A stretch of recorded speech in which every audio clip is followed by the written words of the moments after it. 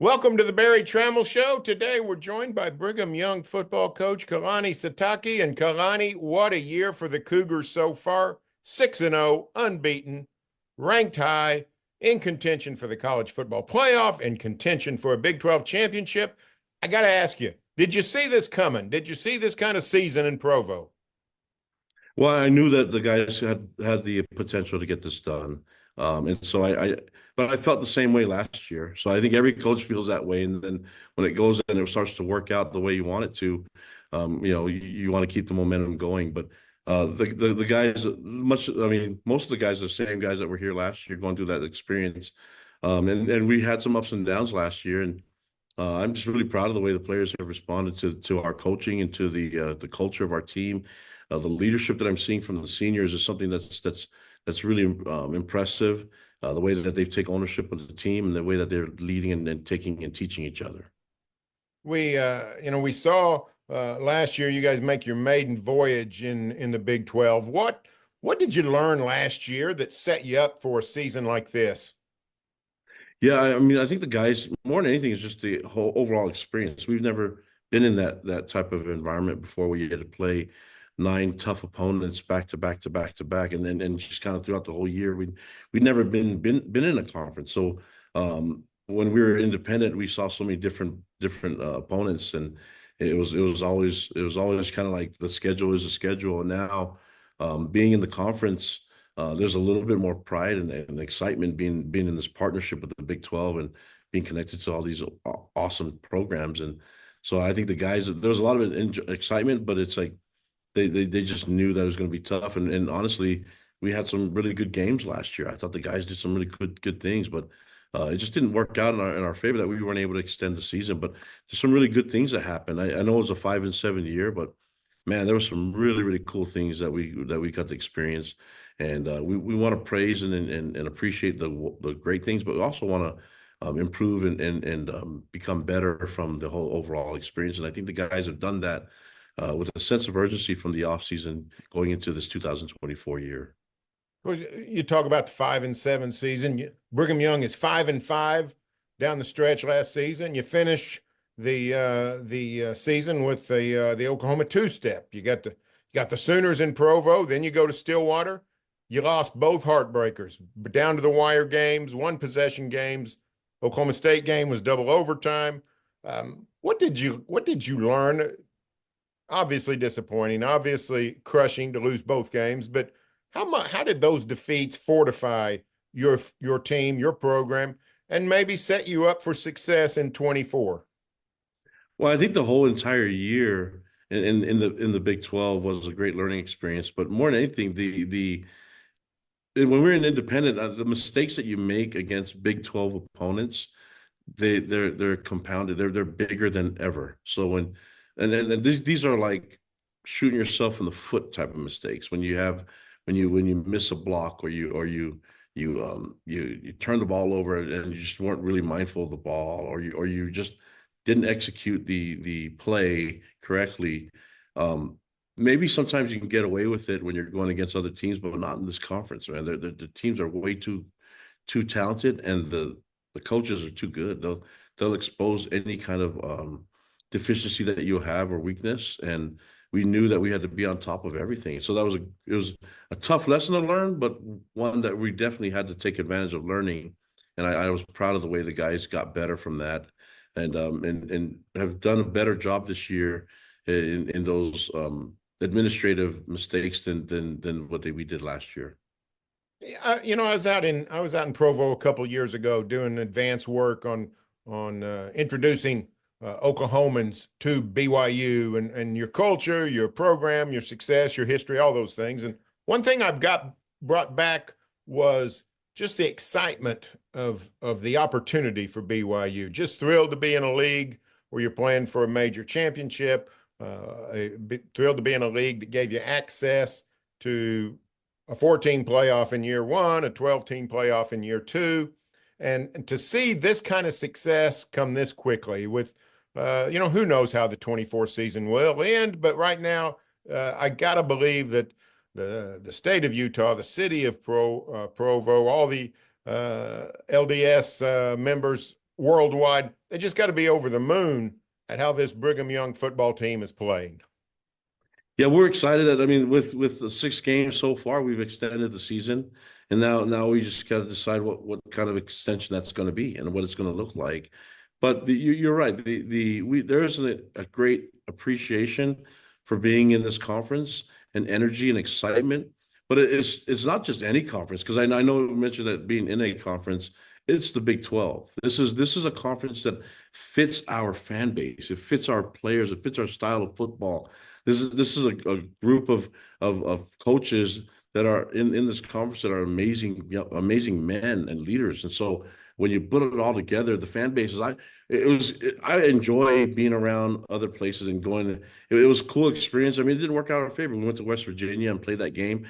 Man, what a cool setting! I've been wanting to. I've been hearing about this and different places that you can go play at TCU and Oklahoma State, and you just get to be in that because where else would I be able to see them hitting the paddles on the board and stuff like that, and playing these teams like that we have in this conference. But it's just a good fit. We love it's not just about the being in a conference, it's the Big 12. It's like it's the premier conference that fits our team, our culture, our program, the athletics, and also the overall university. So and I've enjoyed our partnership in this conference. It's amazing with the leadership of our commissioner, Yormark, and others. I mean, the more people I meet in meetings from other schools, the more I'm just like, I just can't. I'm so proud that we're in this situation and that we're blessed to be in this conference. And I think so far in the 24 season, the conference is blessed to have BYU. This is a league that it's got to fight for everything it gets. The Big Ten, the SEC lords over a lot of the administrative decisions, a lot of the financial decisions. Really, in some ways, is running, my words, not yours, but is running the college football playoff. But the Big 12 needs teams that step up and have monster years. I don't think the Big 12 can sit there and think, well, we'll get a couple of 9-3 teams into the playoff. Do you feel any pressure now flying the flag along with Iowa State and perhaps K-State and whoever? But you and Iowa State have set yourselves up to be prime candidates for the playoff. Be great for BYU, but it'd also be great for the Big 12 if multiple teams can make that playoff. Do you feel some responsibility or pressure to fly the Big 12 flag as we get into the discussions about the college football playoff?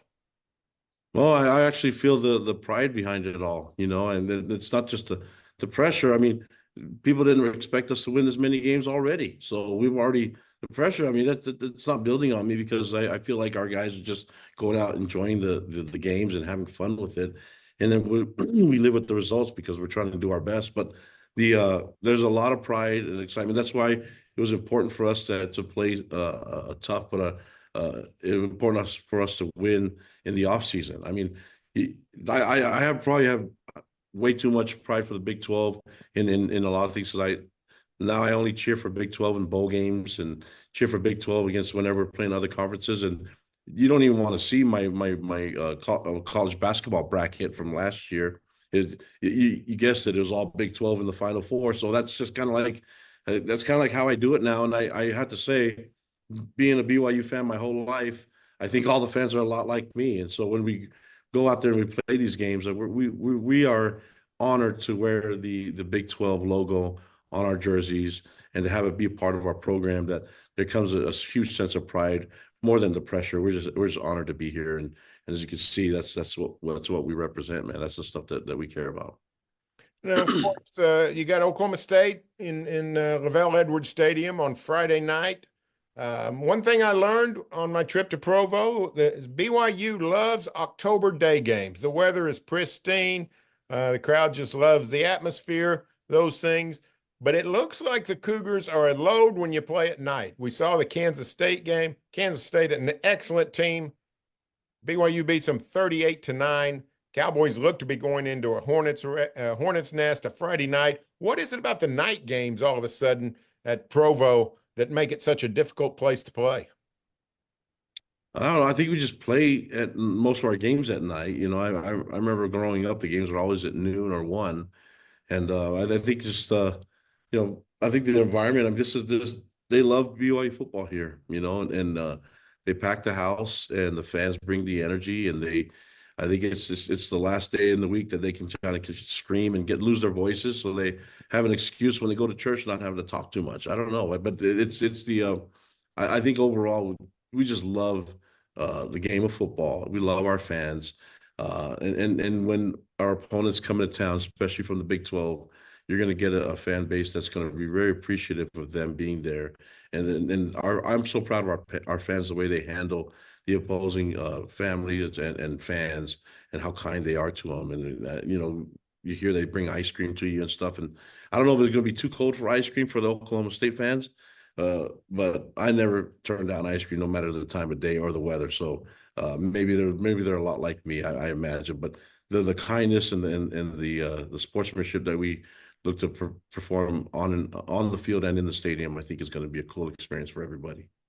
One thing Mike Gundy has said from the beginning, when BYU first announced, hey, it's joining the Big 12, Gundy said, BYU's automatically a good choice. He said, Brigham Young is a power conference program that just doesn't happen to be in a power conference.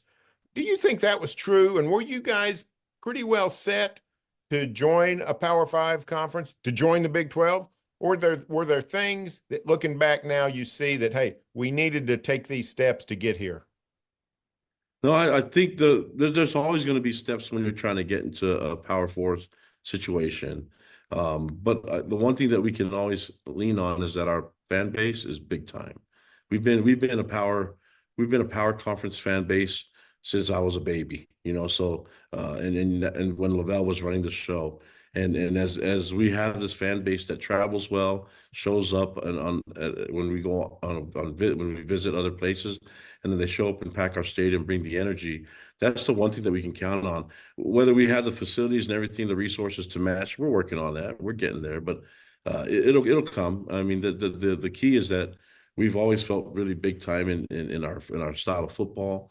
And when I got the job and we were independent, Tom and I, we talked about scheduling and said, let's get as many power conference teams as we can on our schedule, just in case something like this could happen. And even though we did that and tried to do as much as we can, it still didn't simulate it well enough to for us to see it, other than just go through the experience. And that 9-game schedule last year was a brutal one. It was tough on us, and now we know what to compare it to. We can go back to work and figure it out. And so far, it's worked out for us this year. But we got to still stay humble, still work hard, and can't take anything for granted. So we're looking to improving and trying to get better, and looking forward to a great game against Oklahoma State. Of course, the Cowboys picked high in the conference. You were picked pretty low. Those roles have reversed. OSU is 0-3 in the Big 12. You're 3-0. What have you seen out of Oklahoma State, and why the struggles for a team that had such high hopes? I don't know all the details of why the struggles are happening, but I know one thing: they have a very capable head coach, and I also know that the other thing I do know is that when you watch the film, they have tons of talent on the field, and that's in all three phases. I mean, this is a very talented team with a great head coach and a great coaching staff. So, for me, I don't know what all the details and why they're struggling, but there's also great teams in this conference that we're playing against. And so there's a lot of parity in the conference. That, I mean, look at how many different teams have won the Big 12 in the last, what, 5, 6 years. I don't know exactly, but it's not like there's one powerhouse just winning every year. The parity is there. So from top to bottom, there's not a lot of room for error. And so I could see where things and mistakes could compound. I mean, I mentioned the mistakes that we made last year. They become bigger than we've ever had before. And I think you can get caught up in that sometimes, but sometimes teams just play. I mean, there's times that the Oklahoma State game, we played a great game. They were just better that night. They made a comeback and we just ran out of time and made too many mistakes. I mean, we can live with that, And so my goal when I was coaching last year's team was the same as this year, just to get the most out of my guys, and then have them appreciate the role that they're in right now. So we're keeping the same thing. I know Oklahoma State's got their back against the wall, and so we're going to get their best shot. They're coming off a bye week, and we're going to get their best shot. My job as a head coach is to make sure that we give them our best shot too, and then we'll see what happens and live with the results afterwards. Last question, Kalani. Last year, you were the only Western, the only Mountain Time Zone team in the Big 12. Of course, this year, four regional schools joined the Big 12 along with you. The Arizona schools, Utah, Colorado. What was it like being sort of the on an island out there, and now what's it like being one of five in the western part of the United States? What's been the difference? How is that going to help or hurt BYU in the Big 12? Well, when we were on an island out here in the mountains by ourselves, in the region in the conference, we still felt really close to the Big 12 because when we were independent, we had nobody else, no friends around us, So now we joined a awesome conference with wonderful teams, and then now we added teams that are closer to us. So it's really the best of both worlds for me. When we have teams that we kind of know a little bit more about, and it looks when you look at the landscape and the map of the conference, it looks a little bit more doable, where it's not so much traveling back and forth. There may be a little bit more regional games, but nowadays, I mean, with the technology and stuff, the travel is not really that much of an issue anymore. And I just like that we have great, capable teams that are going to represent the Big 12 nicely, and I'm just an honor to be part of this conference. And the more great teams we can keep adding, that's awesome. But right now, I like the leadership from the commissioner and the Big 12 leadership, and we're just honored to be part of it, regardless of what shows up and or how far we feel from everybody. But it's a cool experience, man. This is a lot of fun. Well, Kalani, we sure appreciate the time and continued good luck. You're doing the Big 12 proud, and so keep going strong. Appreciate you, Barry. Thank you so much. Thanks a lot. Stay tuned for more college football next week on the Berry Tramel Show.